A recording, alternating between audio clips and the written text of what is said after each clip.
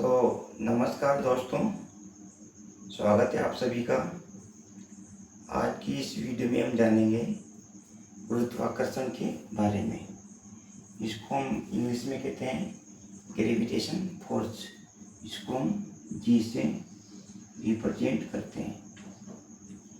इसको समझने के लिए हम आकाश में दो पिंडों का कल्पना करते हैं। इसका द्रव्यमान m1 है और इसका द्रव्यमान m2 है। तो इनके मध्य जो लगने वाला बल है वह दोनों पिंडों के द्रव्यमान के गुणनफल के समानुपाती होता है। यानी कि जितना द्रव्यमान होगा उतना ही उसके मध्य लगने वाला गुरुत्वाकर्षण बल अधिक होगा। दूसरी बात, इनके मध्य जितनी दूरी अधिक होगी गुरुत्वाकर्षण बल भी उतना ही कम होगा।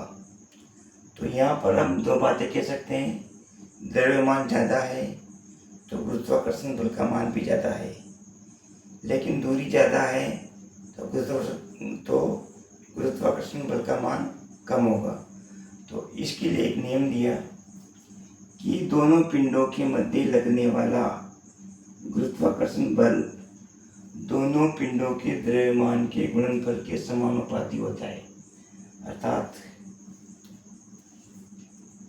दोनों पिंडों के मध्य दोनों पिंडों के मध्य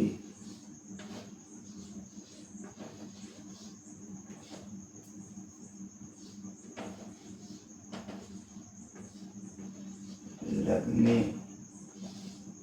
वाला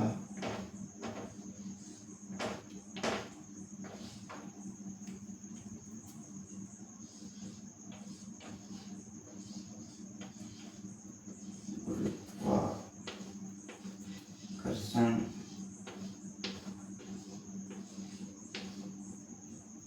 बल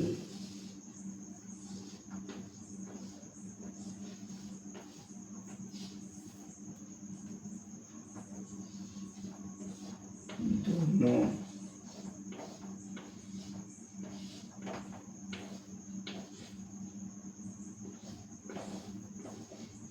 पिंडों के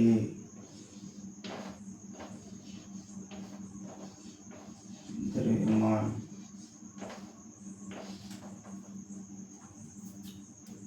के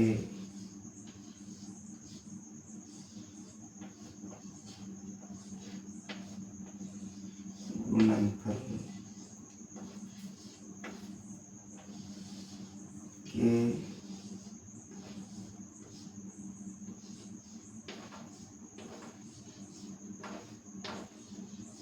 समानुपाती होता है।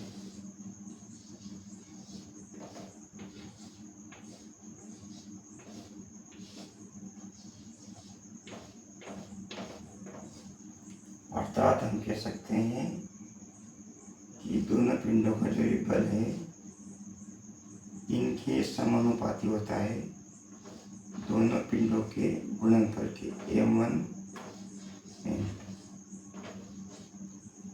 अर्थात इसका गुणनफल इन दोनों का गुणनफल इन दोनों को गुणा कर दिया जाए तो गुरुत्वाकर्षण बल का मान आ जाएगा।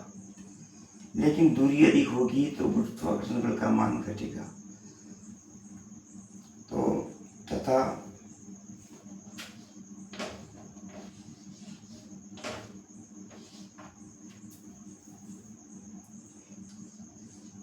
उनके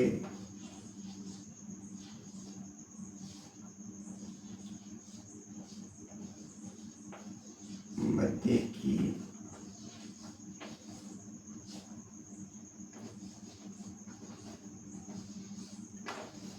दूरी के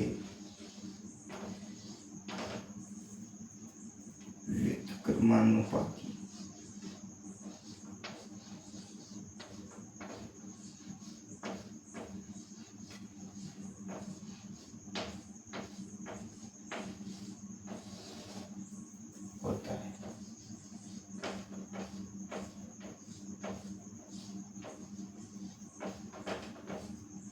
हम कह सकते हैं एफ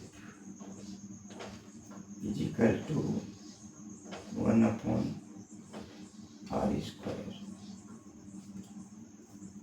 वर्ग के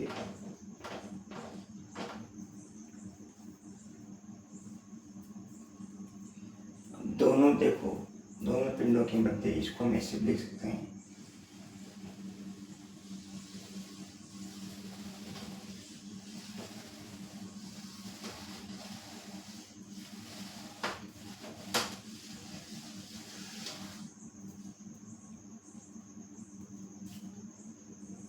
F is equal to m1 m2 या एफ इजिकल टू 1/r²।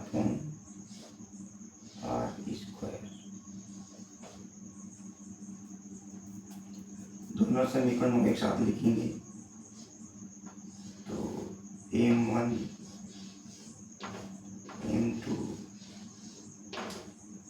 या एक का कोई मान नहीं होता है, इसको एक से गुणा करेंगे तो किसी भी संख्या को एक से गुणा करने पर उसका भागफल एक ही आता है अपॉन r²।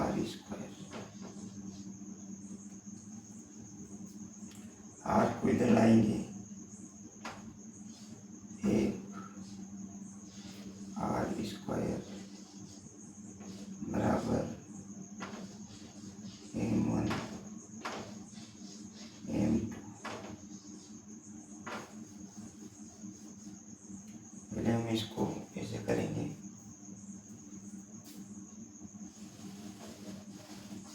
यहाँ पर समानुपाती का ये हटाएंगे तो एफ बराबर एक स्थिरांक लगाएंगे g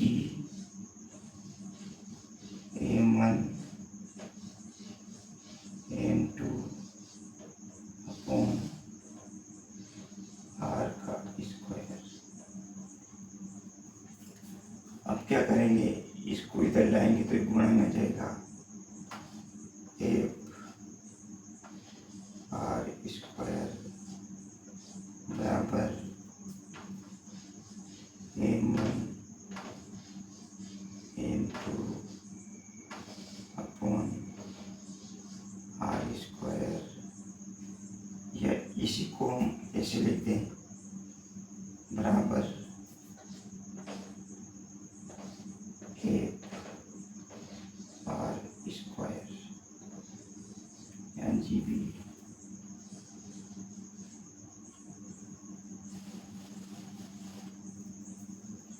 अब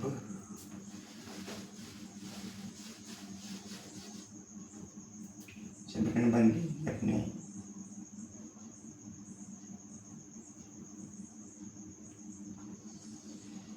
g m1 m2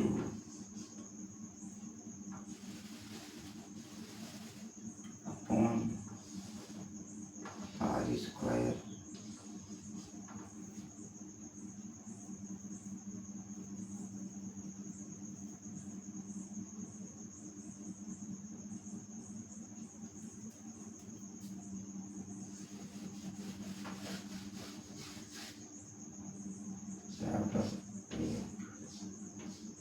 r²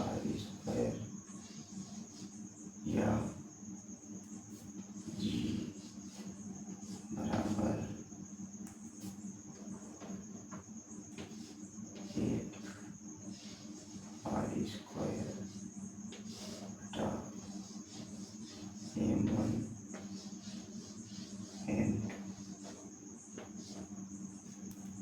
बराबर एफ r बटा m1 m2। इसको हम लिख सकते हैं g बराबर एफ r बराबर r और m बराबर m।